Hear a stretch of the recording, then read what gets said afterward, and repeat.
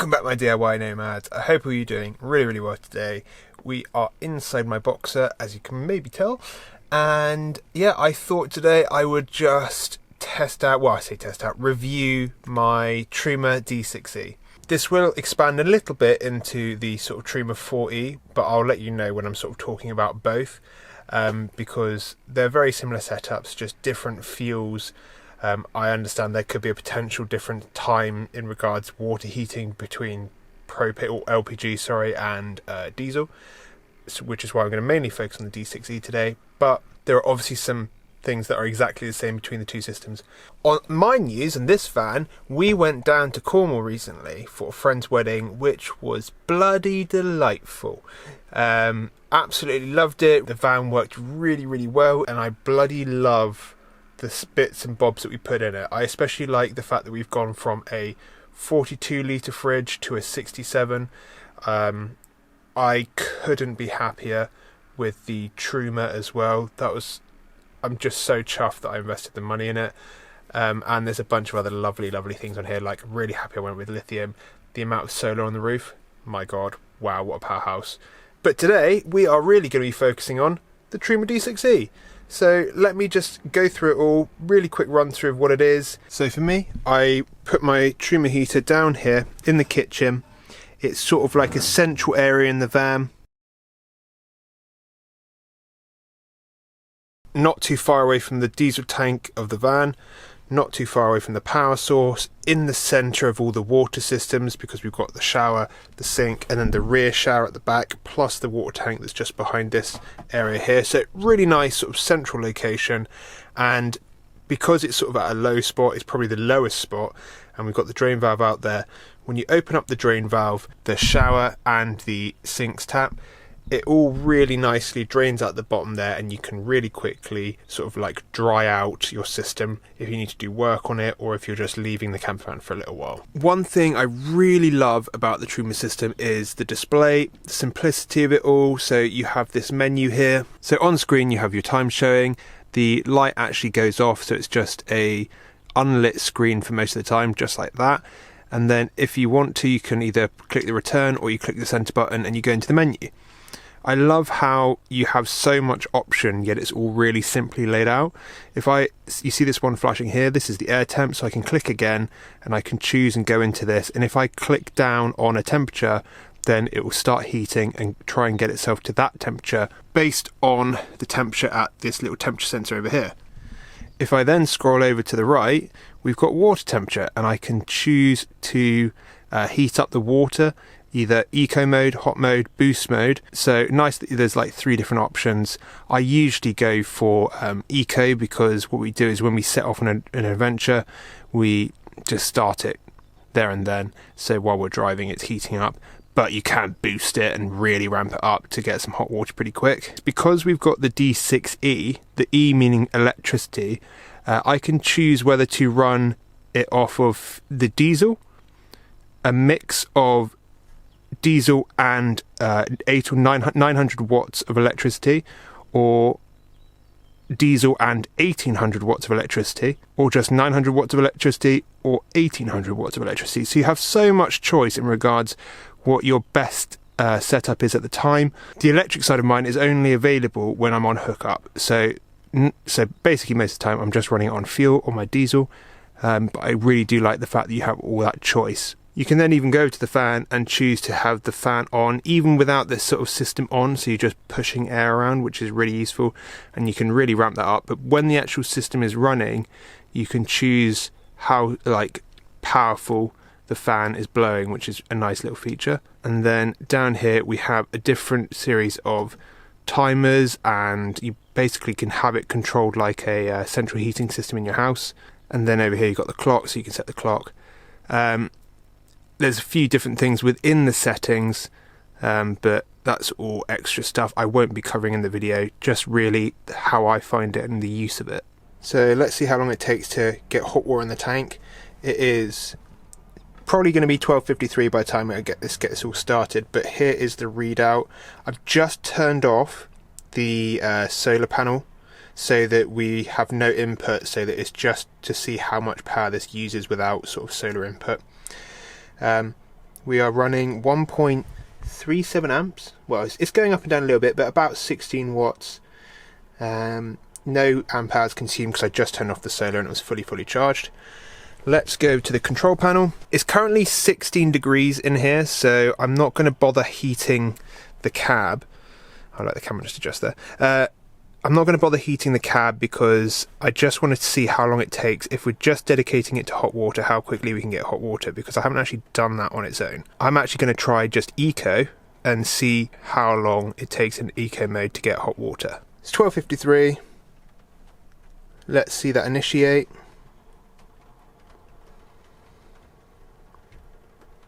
You might be able to hear actually the rain's coming in now. Oh, sorry, 12:54. Bang on 12:54. You can see the amps ramping up there.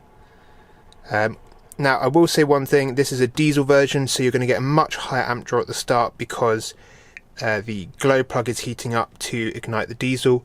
With the gas versions, it's just you just basically need a little sparker in there, so it's not going to take the sort of amp hours on the gas version like it does on this one. So we're drawing about 154 watts.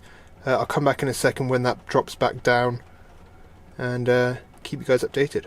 Right, there it is. 2 minutes later, we've just massively dropped back down because the glow plugs stopped taking all the energy. We're just down to 2 amps, 27 watts it looks like it's stabilizing at.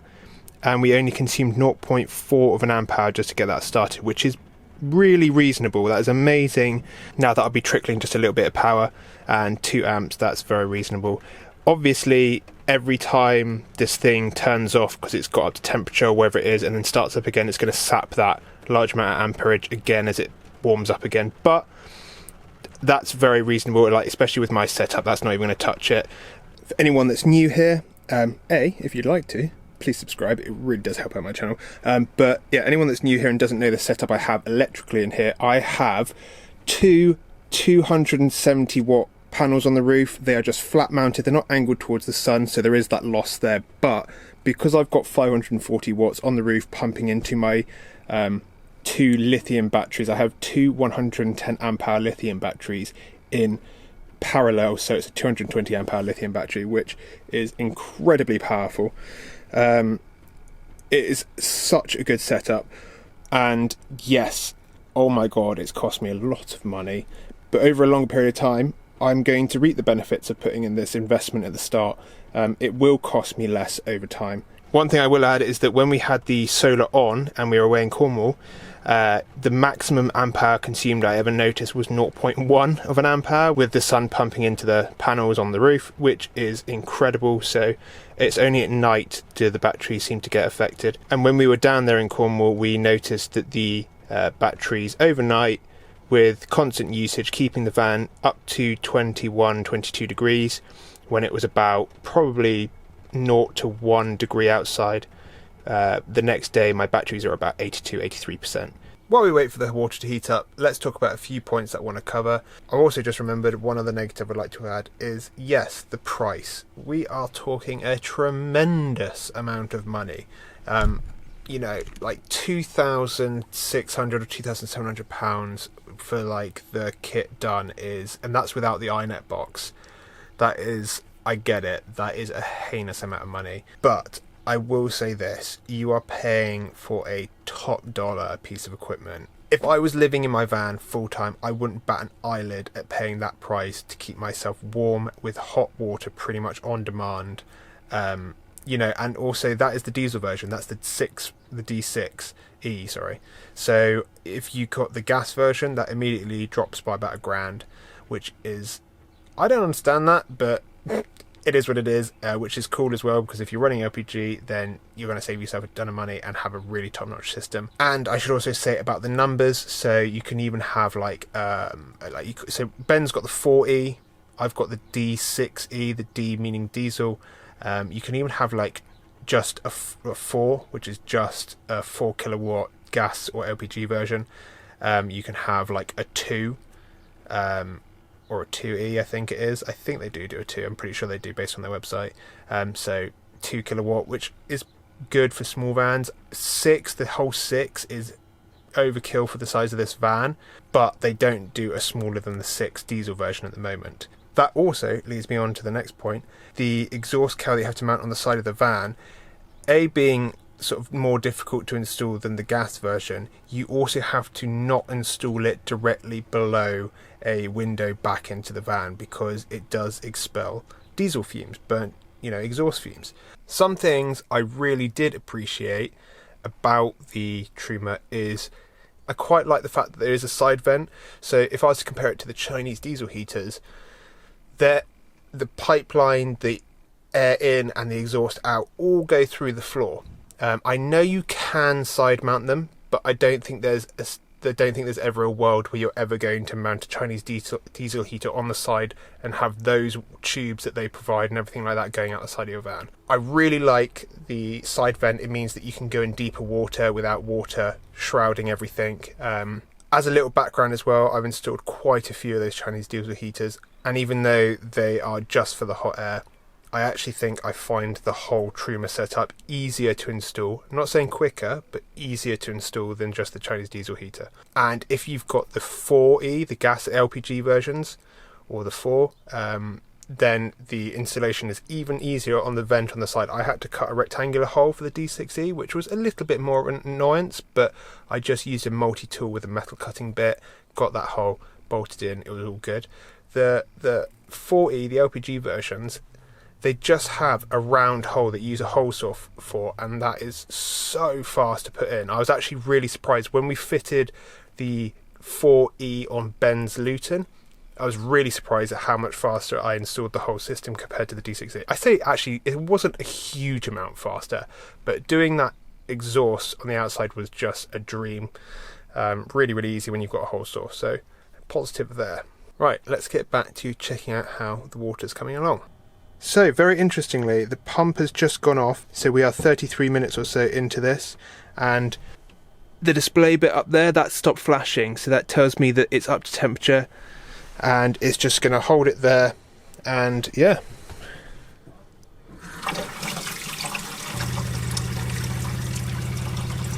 That is hot water. I mean, that's great.